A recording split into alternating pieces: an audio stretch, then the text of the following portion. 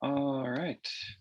All right, everyone, welcome to Driving Your Startup's Enterprise Value in the Prepping for an Exit series.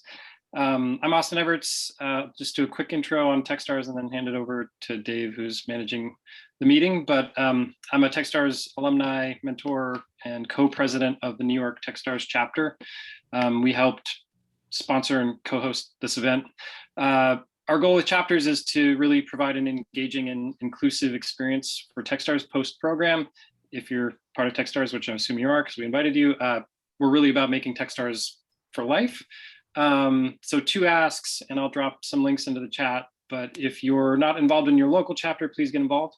And if you want to host an event, something like this for the community, let us know, and we're always happy to kind of help facilitate that. And this event is actually a good example of this. So Dave and Mark have been involved in the Techstars community for a long time. Last year, we hosted an M&A focused event, which was really popular.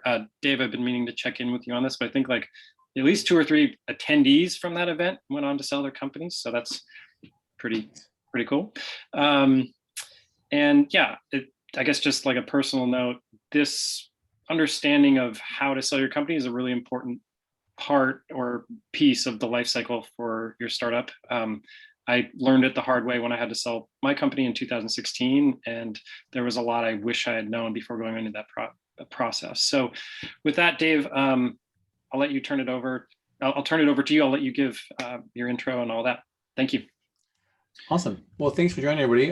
Mark and I are business partners, and to Austin's point, a long history with Techstars. And again, I think the 2 cohorts coming up in Seattle represent my 11th year doing it in Seattle as a mentor.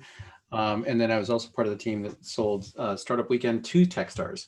So we actually Techstars was a buyer in the process as well. That one was a weird one though, because it was the only nonprofit I've ever sold to a for-profit, which when usually you get done, there's wire transfers and you're like, woohoo, wire transfers. This one was like, woo, no wire transfers. So a little bit different deal. So today's topic is really how do you control driving enterprise value, and while people join as we go, but I'll walk you through agenda-wise. Thanks, Austin, as always. And if you have, I see there's somebody who went through the Austin program. If you want to do something similar in the Austin program, let me know. So without Austin, you know what I mean. So I'll give you a little bit about Mark and I as far as what our practice is. I want to talk to you about the market drivers that are in your control and how you do those, as well as the revenue drivers there. And then walk you through there's some revenue model choices that you may be able to make, might still make, and then walk you through the public company comps. Because one of the questions Mark and I always get asked is, so what's my company going to sell for? And the answer is, that's a great question. And there's lots of heuristic data on it, but I'm gonna walk you through a framework you should at least think about it for. And that relates into who your likely upmarket buyer is. Mark, I'm gonna have you introduce yourself first, since this is a slide deck I do all the time. So I just have me on the slide on the next slide. Yeah, no, great. So yeah, Dave and I with NextPath Advisors, we both have had multiple companies of our own that we grew and sold. I was in private equity for a while on the buy side, so on the dark side, as I call it. And so I know that world, and also did an IPO. So it's kind of, we've seen kind of every scenario. And as Dave gets into the business model is kind of key, how much money you're raising, the business model in terms of what your exit possibility is going to be. But there's a lot of things you can do early on to help leverage it as we go. So we look forward to the discussion.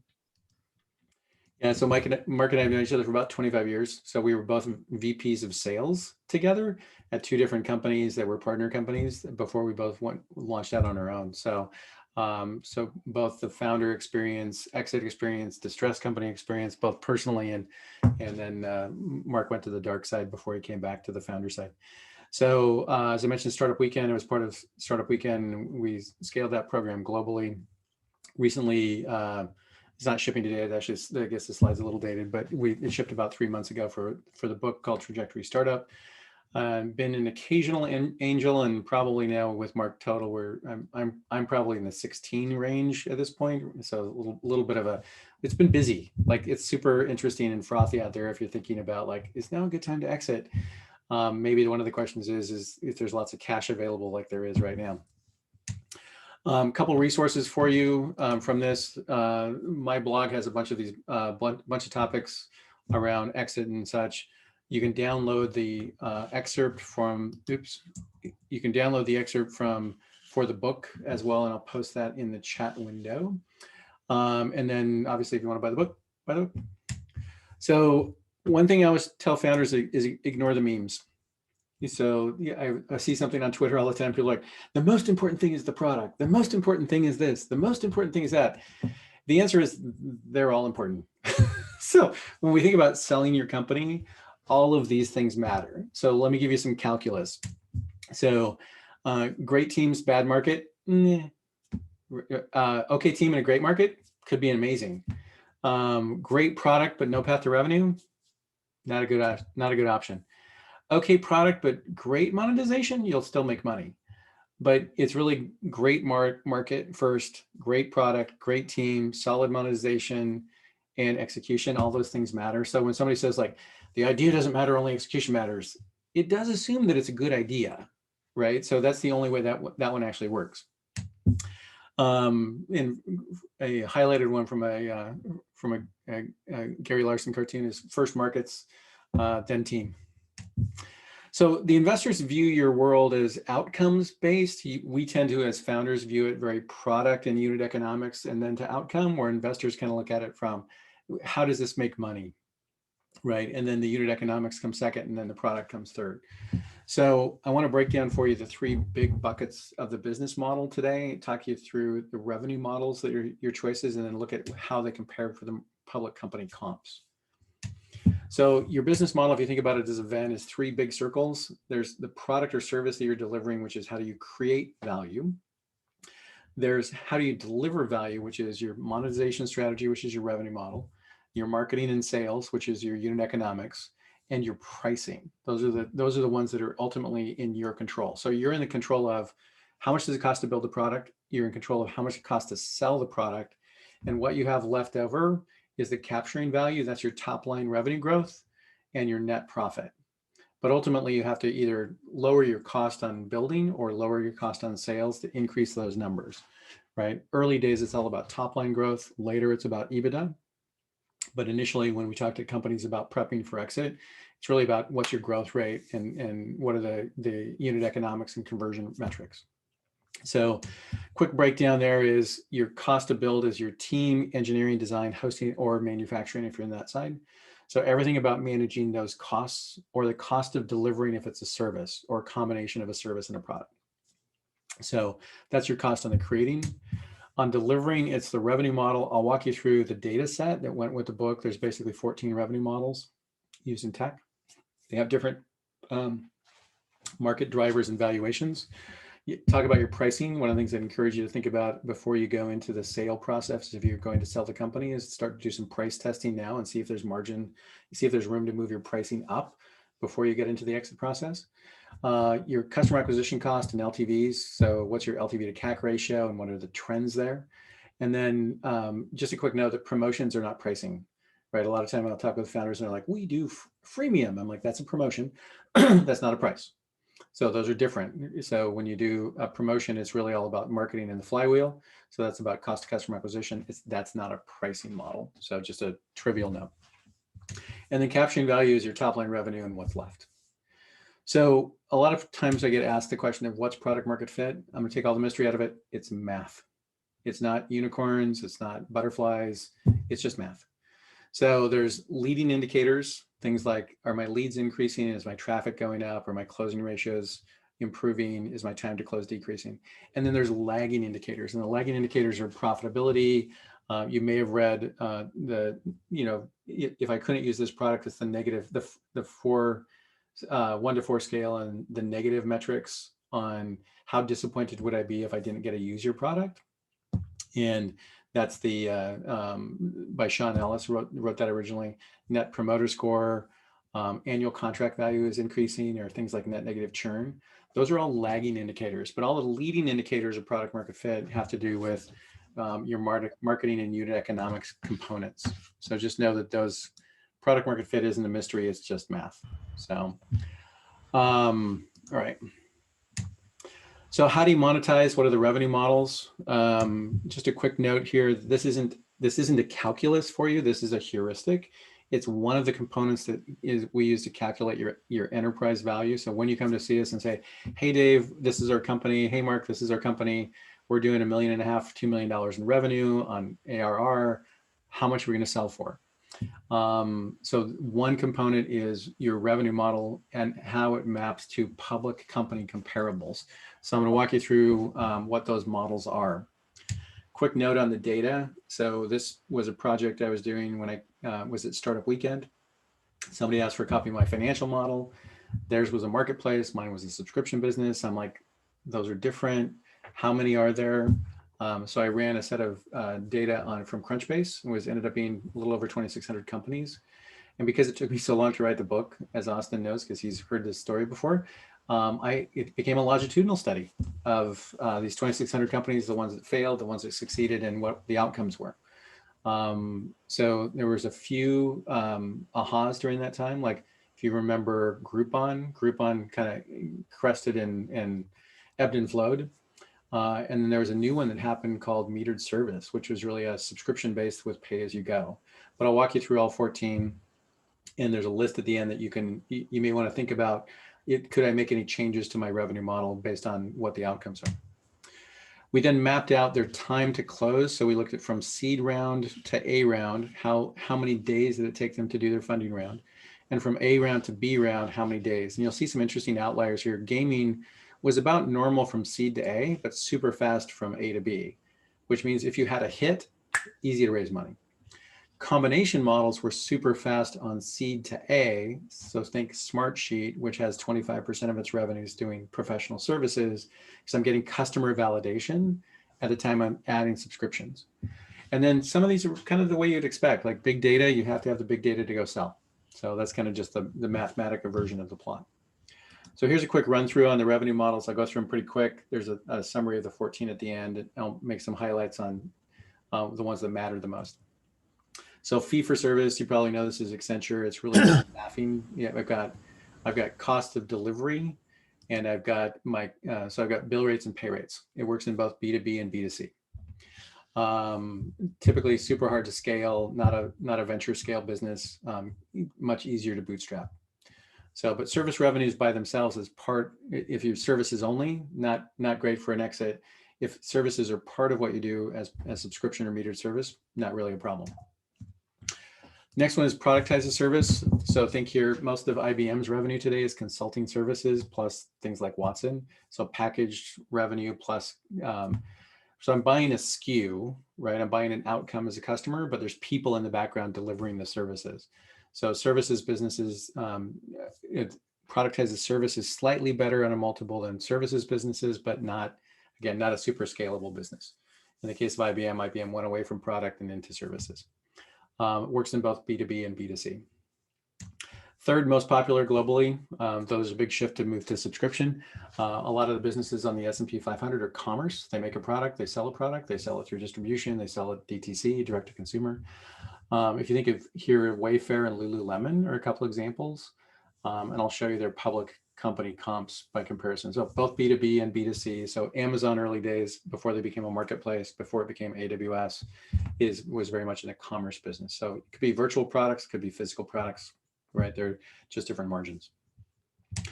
Number 4 is subscription. Probably most of you are moving that direction if you came from Techstars. You may be in a transaction fee business too. We'll talk about that in a second. So Salesforce and Spotify are great examples. B2B and B2C. So your key metrics here are average revenue per user, conversion ratio from demo to paid or from download to pay, and then what my churn is. Am I doing 2% a month or 20% a month relative to my churn? So these ones have high multiples, on average 8 to 12 times revenues. So Mark and I originally started doing mostly in this category, and we're finding metered services businesses are the next tier up as well. So metered services, think Twilio, AWS, but it's embedded within Amazon, or Azure, which is embedded within Microsoft. UiPath, Plaid Tech are all examples of company in the API economy that do metered services businesses. So it's the best multiple of revenue, other than some unique outliers. And I'll walk you through that. We basically pulled data on little over 200 companies that are publicly traded and what their market comps are. So if you have a chance to do metered service, you're doing subscriptions today, I'd encourage you to look at this model, because this model is definitely the highest returns from a revenue model perspective. Transaction fees or rentals. So think here Stripe and Chegg. Margins, the biggest issue here is margins have to be high enough unless you're doing thousands and thousands of transactions like Stripe. Chegg is in the rental business. The mechanics of both those businesses, though the business itself is different, the mechanics of monetization is basically the same. In the case of Stripe, if you do a $100 charge, they don't book the $100 as revenue, they book only the transaction fee. So the big difference between here and commerce, in commerce, I book the top line revenue. In transaction fee, I only book the fee. So which then has higher gross margins associated with that fee. So both of these work B2B and B2C. Marketplaces, you'll hear people say, well, we're B2B to C. They're usually just a marketplace. So in the case of marketplace businesses, they can be B2B focused, B2C focused. Usually you're going in equilibrium, right? So I'm ratcheting up my sellers so there's product there to buy. So as I pay to acquire customers, they have product to buy and convert. So this one works both B2B and B2C. So think Etsy, right, or Alibaba on B2B or B2C. So the key metrics here, average transaction amount, the number of transactions a month, and the commission percentage on those transactions. So start with, so at maturity, marketplaces are in equilibrium, but when you launch, you generally favor the sellers, because if you don't have product there to sell, paying to get buyers to the marketplace is not really that great.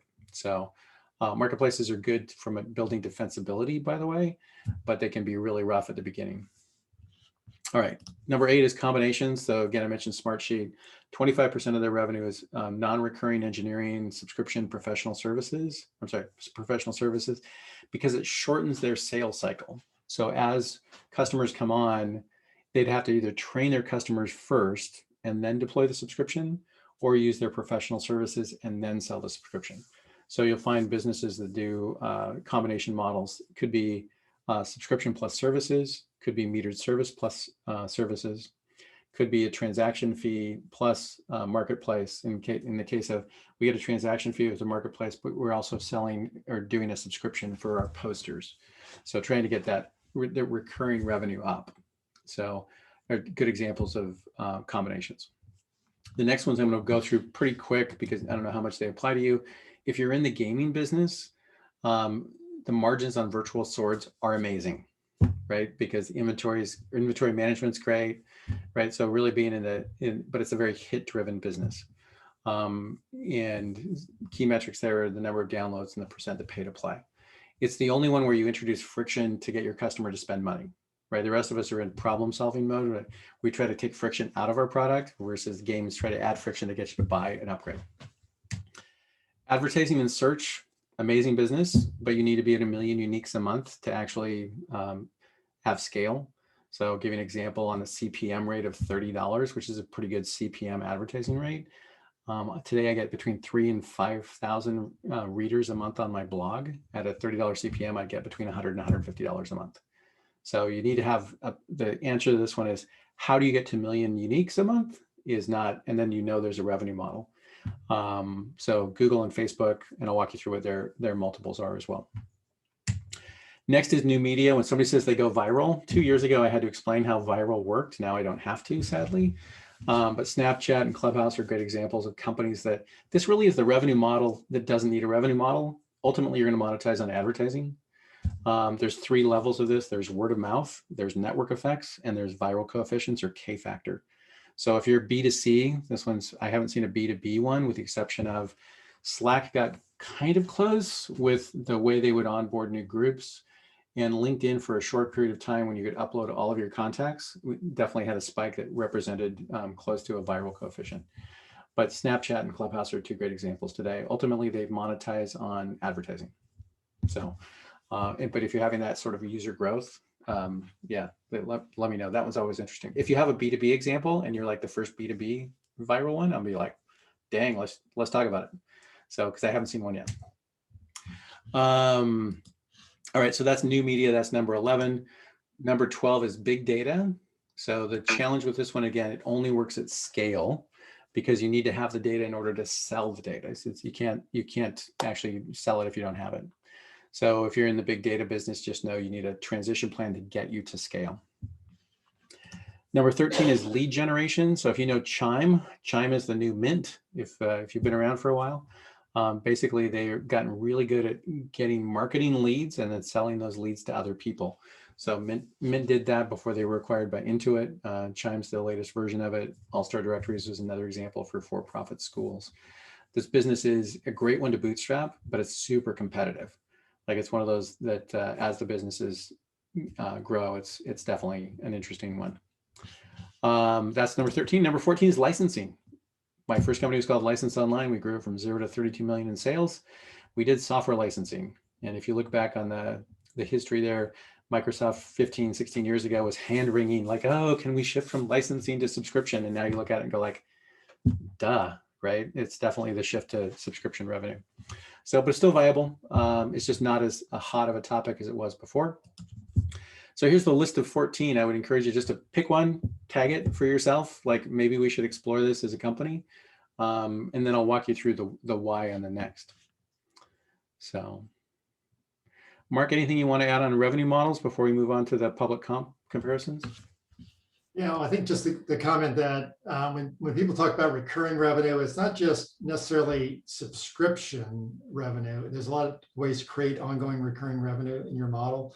And that's what is Dave's going to walk through is what's valued. So everyone's trying to move to some type of recurring revenue model in their business. So even if it's high, fairly high churn, if it's recurring revenue, it all depends on B2C versus B2B, but that we'll walk through the valuations, but you'll see the differences.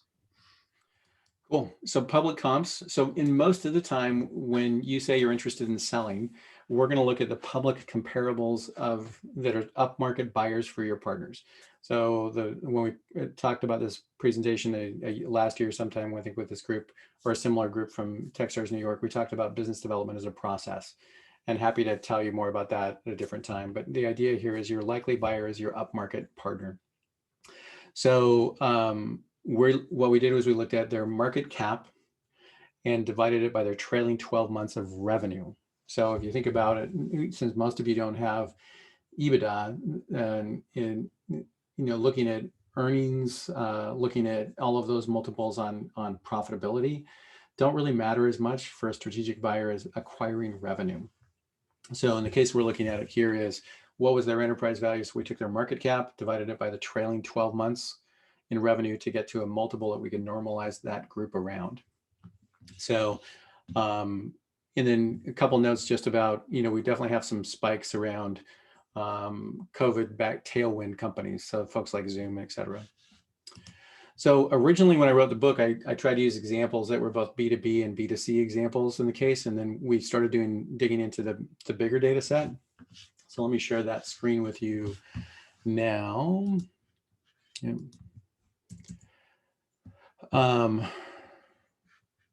New share. All right, you guys see my screen okay? So originally when I wrote about it, we wrote about it in the sense of like within the services business, you got 0.75 to 1.5x revenues. Most of the time we were living in the subscription business, 8 to 12x revenues. But metered services businesses actually were 24 times revenues. So what we took in this group, and then we pulled out the conglomerates. So for example, Amazon trades at 4.4x revenues because so much of their business is in the marketplace piece, as well as so much of their business is in commerce. And then we actually pulled a list of all the public companies comps. And what I've done here is I've just ranked them based on the returns. So, so take out an outlier. This is a patent troll who was doing Bitcoin mining. And based on the price of Bitcoin, I'm guessing since Bitcoin's lost a little bit in the last few weeks, this has probably been whacked. Snowflake is a company based here in Seattle that does metered services company. So they're a true cloud platform, and they're clearly the outlier, and they're trading at 113 times trailing revenues. You see that they went public here in Q1 of this year. So the data set's pretty limited, but it again feels like an outlier. Zoom, no surprise, massive tailwinds company trading at 67 times revenues. But then you get down to these highly tuned subscription services, Shopify, big tailwinds, and then metered services companies like this group right here are all trading in the 44 times revenue category. So Lemonade is in the transaction fee business, as in Coinbase. They're both super hot in that category. Another blockchain, and then a bunch of highly tuned subscription businesses. So a couple of observations here from the data. If you're selling to, well, let's pick actually a good example. Twilio was just acquired a company here in Seattle for $865 million. So Twilio trades at 24.31 times trailing 12 revenue. So if you were to sell to somebody like that and you had a $10 million revenue company, that revenue acquisition would be worth roughly 24 times that in future 12. So they're buying revenue, they're buying growth, they're buying strategy. So this is one of the things we're looking at as we look at what your market comp is. So just know that that's one piece of that heuristic. So let me swap back over to the deck.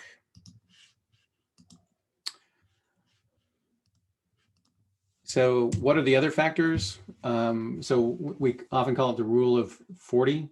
It's kind of shifted into the rule of 50 over the last year, which is, are you growing at more than 40% a year, or a combination of 40%, 20% in growth and 20% profitability? So it's that combination of factor that gets you closer to the rule of 40 or rule of 50. Do you have logical upmarket buyers or not? So one of the boards I'm on, they're the biggest company in their space. There's not a logical upmarket buyer. So is there a logical upmarket buyer in your case? We also look at capital to revenue. So for example, did you take $1 million in capital in, and you're doing more than $1 million in revenue? So it's a capital efficiency thing that customers are going to look at. Obviously, if we can create competition among buyers, then the price will go up. That's kind of the key component there. There's a few other things that will drive your multiples down. So for example, customer concentration. So we've had deals in the past where people had a right of first refusal, and that most of their product was being sold through a particular distribution channel. So customer concentration, or one big customer, is definitely something that will drive your value down. Mark, do you want to comment on other valuation drivers I haven't mentioned here? No, I think it's interesting because a lot of times you're told to really try to grow really fast and take on as much capital as possible and go as big fast. But there actually are really good outcomes, particularly founder outcomes, where you're taking in some capital, you run a capital efficient business, and you've got growth rate, north of 40 to 50%. And out of that, you can actually get a very good exit, either from private equity or from a strategic. So there's different ways to get there. The hardest one is taking on a bunch of capital, not hitting growth rate, and then having investors with expectations that are too high. So we would encourage you to kind of balance it out. If you're incredibly confident in your early stage customers, then sure, go take a lot of capital, and if you can visualize it. But I would, I'd be careful with how much capital you take in early on. Yeah, we definitely see the nexus for us is somebody who's like, we can go raise the next round of funding and raise 5, but then we're in for 6 or 7 more years before we exit 50, right, as an increase, because investors expect that return, right? So we see a lot of that point of like, should we do this or not? Are we going to go raise 5, or we've been pushing the ball uphill for 6 or 7 years, and maybe now's a good time to exit. Quick summary, and then I'm going to hand over to you guys for questions. So a couple things I did not say, which is, how do you value a pre-revenue company? And the answer is the Burkus method is the best options for you. So Dave Burkus wrote about it 20 years ago. He's a super angel based in Los Angeles, about, what are the early, how do I value a company that has no revenue? So most of our, can you sell a company with IP and no revenue? The answer is you can. It's super hard, and it's not going to be a number you want. So just know that that's part of the challenge. It's that combination of product market fit, and team and execution. So how do you pick your potential buyers? So one of the things we look at is, do they have a history of being acquisitive or not? Right. So if it's new to them, that's probably a sign they don't have the right corp dev, biz dev folks in place. So we're always looking for, is there a good match there of market buyer? And frankly, one of the big keys here is, does your product meet their product roadmap? So one of the things we try to differentiate when we go out into the process is, we don't put together a book and go shop it. We're trying to find you the right potential partners from the business development perspective, so that the product owner views your product as a strategic asset. Because if they don't have it in their roadmap, they're not going to acquire you. So the question then is, how do we get to the right senior level person to really position your product as like, that should be in our strategic roadmap or not? The data that I showed you is still a work in progress. If you have any geekiness on it, I'm happy to take your feedback. It's been definitely, we've taken that 200 companies and then done the same analysis of the S&P 500 index, which is kind of the next rev on the product, because what it shows is that the exit multiples for, even though we used to think it was 8 to 12, a well-tuned subscription business can be up to 30, because they've really refined pricing. But to go from 30 to 40 on a metered service business is definitely interesting as well. So my last point here is that there's lots of things you need to be creative on in running your startup. Go to market is creative. Your marketing resources are creative. Maybe sales might be a little bit creative. The revenue model is seldom creative. So the takeaway from dealing with this data for the last 5+ years is there's been very little changes in it. So remember I mentioned a Groupon. So Groupon was super hot 6-7 years ago. Today, Groupon trades at 0.41 times revenues. So not a super hot category by comparison, where the trend has definitely been to metered services was one of the new models. There's not been a lot of revenue model innovation during the last 6+ years. So like I said, there was coins and tokens. Ultimately, that just became a fundraising mechanic. So with that, I'm going to open it up for questions for you all about, if you're thinking about exiting, how do you need to plan for it? Super geeky about revenue model questions, you're welcome to come off mute and do that, or just ask the question in the chat window. Happy to do it either way. Question here from Leo. Realistically, do companies usually acquire startups just based on their product roadmap, or they always want to see a significant amount of paid customers to add to their own customer base? I think, Leo, it depends a little bit on if your product fills a gap in their product suite, then you're going to get a strategic valuation for it, right? Which means they'll pay a premium to acquire it because it gives them speed to market. So the way we try to position it there when we help you sell the company is to help the buyer look at it from the standpoint of, listen, you're going to take 2 years off your development cycle by getting this product today, versus having to do it yourself or having to ramp that up. So it's we're always positioning on why you should do it in an acquisition, because it just gets you to market faster. Is that helpful? Mark, anything else you'd add on that one?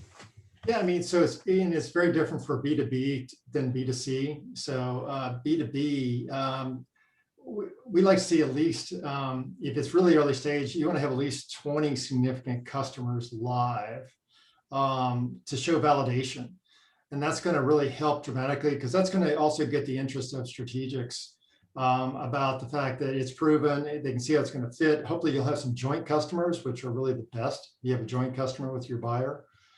Is really important. B2C is a whole different animal. I mean, because B2C, you need, the rule of thumb typically is you want 1 million people using the service before you're going to really start to get people excited. So it's very, very different. So, but you gotta have some validation. Just having the product, boy, it's tough. If there's not a customer base. So. And then Jade asked, can you talk a little about why acquisitions failed during DD? I know, Mark, you and I both have lots of stories here, but I'm gonna let you lead. Time's kind of the enemy of all deals. We've had them where a company decided to accelerate its plans to go public, so they put the deal on hold. Fortunately, we found another buyer that turned out to be even a better buyer, as it turned out, but we still had to add 6 months to the process. So. And then you also have it where they may decide there's another acquisition that all of a sudden is more important. So it's really about time is the major killer. Also, no surprises. We also encourage to never surprise your buyer. We've had some surprises. We got surprised by some founder shares that didn't have vesting, and the founders claim they did, but we got through it. So just no surprises, and move fast. Never have the buyer waiting on you. You want to get it done. So. Yeah, the other thing I'd add on the due diligence, no surprises, is like right now I'm writing a narrative doc that goes in the top of the data room that says, these are all the known issues we have. Like we don't have assignment agreements from everybody who's touched the code from 5 years ago, right? So we know that if it's a big fundraising round or it's a big exit, right, they're going to send accountants through your data room, and they're going to look for everything they can find.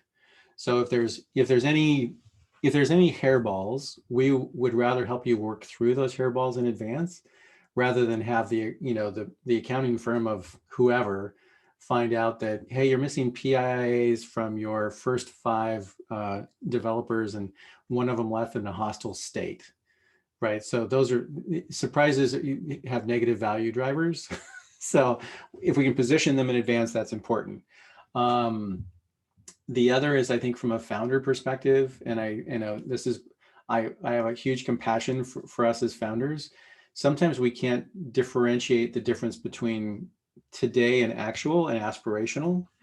So we'll be a little too salesy on where the product is today, and sometimes that comes back. So we're always trying to moderate that down, right? So I'm happy to put together a product roadmap slide for the buyer, but I want you to clearly distinguish between like, this isn't done yet and this is done. And as founders, we kind of live in that world of, I see the future as it's going to exist. And the answer is, I totally get that. But we want to talk about what's really here versus what's in the future here. So Sam asked the question, yeah, Jade, you're totally right. It is like dating. We want to get some of those things out there early. Running a marketplace business, expecting to get our first LOI tomorrow. Congratulations. Going to be a small deal. Have a few questions on taxes, assets, merger, decreased value during DG. So yeah, so lots of questions there. I put my email in the chat box. You're welcome to reach out for anybody if you have questions. I'll be sending this deck as well. So know that price never goes up during due diligence. So it only goes down. So you've got a letter of intent. If that's the LOI you're happy with, then that's going to be the best price you're going to get.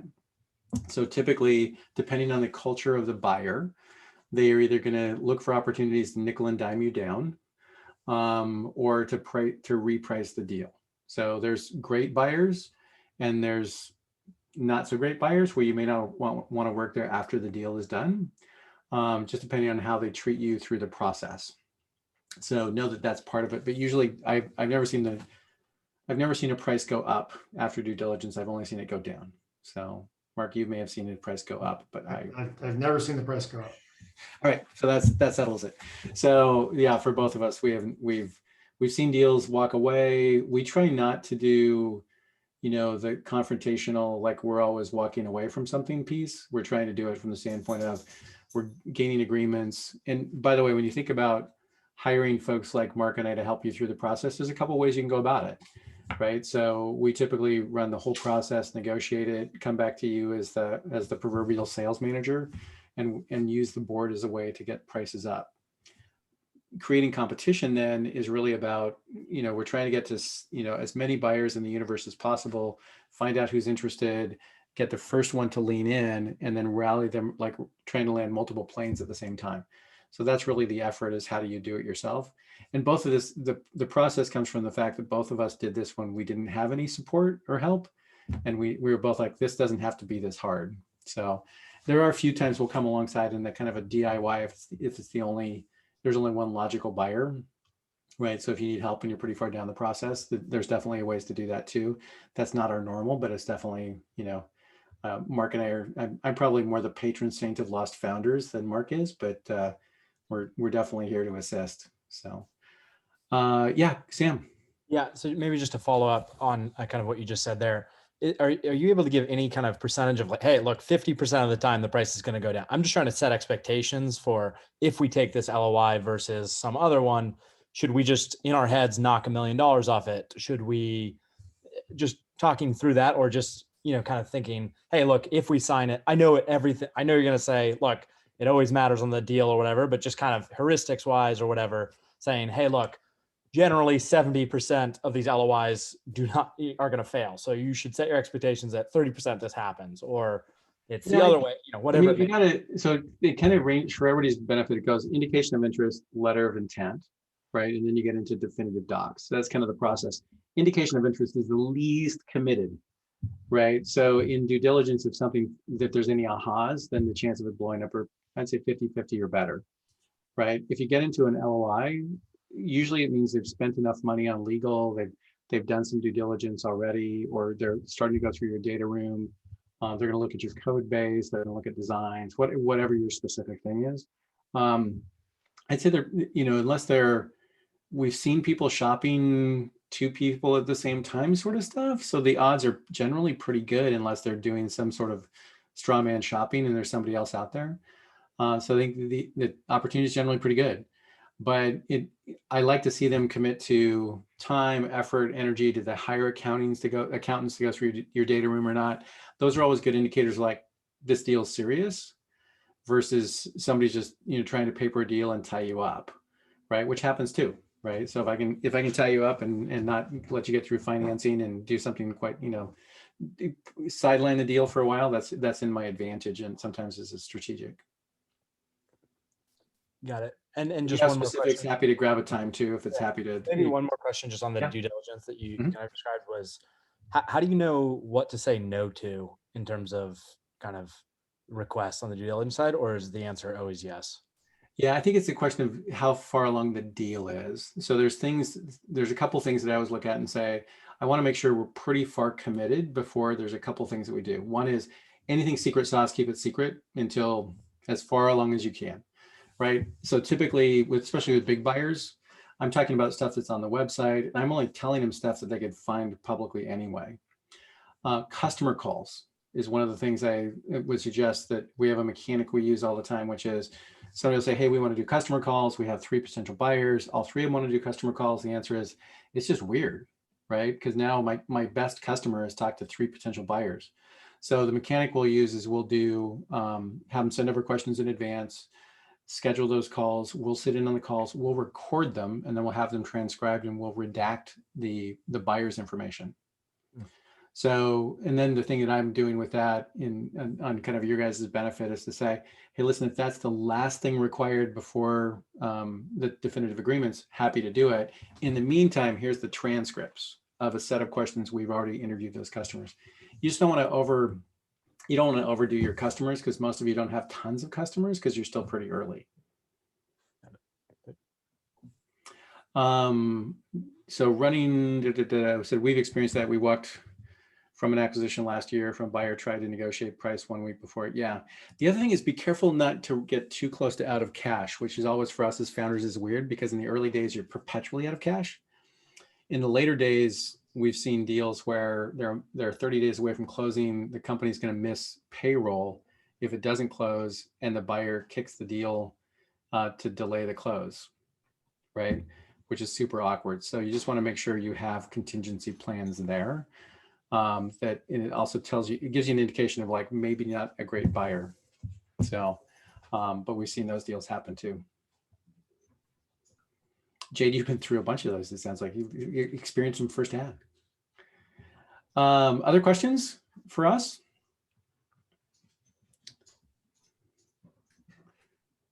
So let's talk about what some maybe the obvious. Usually speaking, when you hire somebody like us, you're going to pay a retainer and a small percentage of the transaction, and the transaction fee should be scaled around your outcomes. So it's going to typically be a minimum fee. There's be a percentage of the deal, and then the percent will go up incrementally as the price goes up incrementally. The big thing to be concerned about, I would say, as you talk to other folks in this industry, is I've seen a lot of folks that do what we do that will overpromise on valuation. So Mark and I tend to be very conservative around what our valuation ranges are, because we'd rather having them go high than have to tell you why we're getting jammed down in valuations. Right now, valuations are kind of crazy, and we saw a deal that we were getting ready to do an exit for. The investor came along and offered him 20 million on a 30 million pre, right? And it was just like, and the founder's like, what should we do? I'm like, you should take the deal, right? Because I'm like, now granted, it's going to take them 4 more years before they can look at to exit. But the deal came with the ability to take some cash off the table for the founders, which was one of the objectives they were after. So gives you a little bit of mechanics. Process-wise, it typically takes about 30 to 45 days to get docs ready and presentations ready and build a list. And then there's a sprint to do outreach. And then as soon as one of the parties starts to lean in, then we'll have about a 30-day process to get as many buyers to the table as possible and get letters of intent wrapped up. So that's kind of the mechanics of the process. Other questions? Once you do have a letter of intent for us, the first one maybe tomorrow. Obviously, we have a few other people who we'd like to get a few of them. What is an appropriate timeline? Like, are they going to try to say, look, this expires in 7 days, or how does that play? There's typically 2 clauses that are material and so it's a non-binding LOI. So it typically is non-binding letter of intent. In that non-binding LOI, they're going to do 2 things. They're going to lock you up usually for 30 or 45 days with a no shop. They're going to give you a price, and they're going to let you know that you can't disclose the terms. Those are really the only 3. Those are the only 3 things in the term sheet that really matter. Everything else is kind of, directionally interesting, but those are the 3 material things. So typically when you countersign an LOI, you're locked up for 30 to 45 days. Usually if they get to that end and they're not ready to do definitive agreements, they'll ask for that extension. So that would be the point that you would turn around and reshop the process then if you felt like you had a window to do so. But usually if you sign an LOI, you may want to push back on them and go see if you can talk to some of the other potential folks. Because if you're already at LOI, they're going to give you a no shop.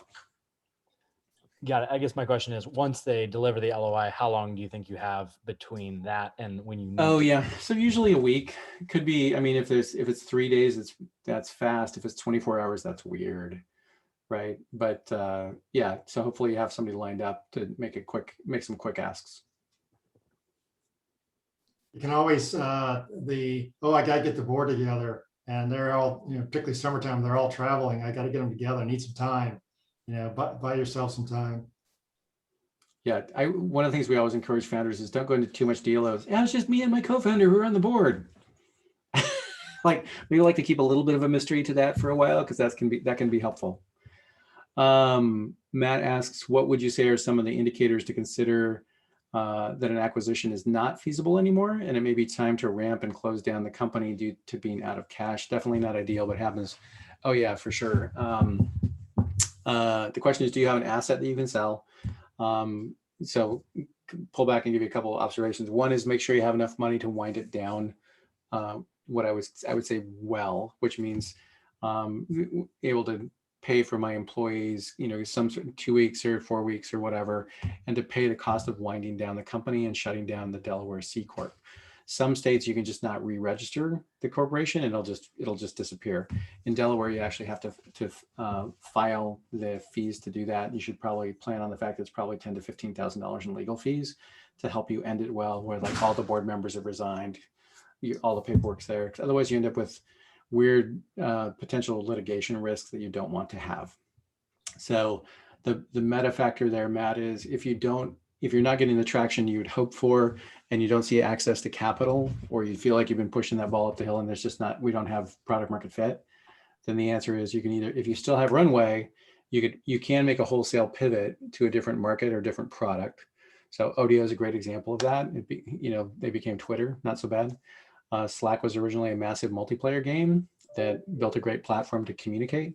So it's only the question there if you have enough runway to actually make a pivot versus, don't just run headfirst into a wall. That's a bad option to wind it down. Yeah, one quick comment there.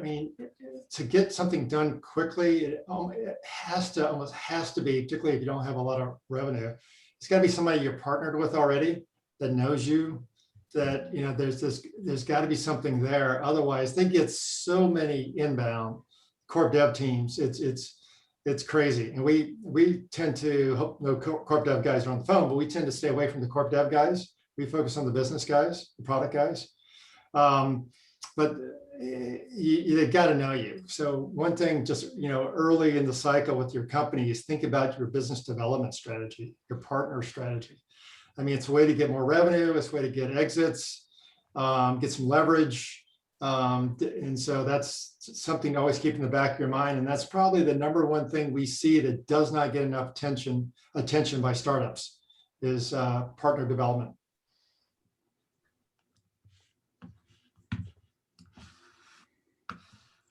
All right.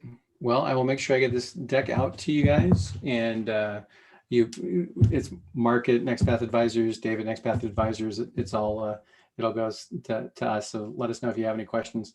Happy to connect if there's any questions we can answer, even if it's to your question of the wind down one. I think that's I've done 5 of my own startups, sold 3 and closed 2. So sadly, I've had experience with both. I've done distressed where it's been my company. I've done distressed where it's been somebody else's company. I'll tell you, it's always easier when it's somebody else's, for sure. So yeah, if there's anything we can do to be helpful, thanks. So, and as always, thanks to Austin and the New York Techstars team for letting us hang out with you guys. Thanks, everybody. Thanks, everybody.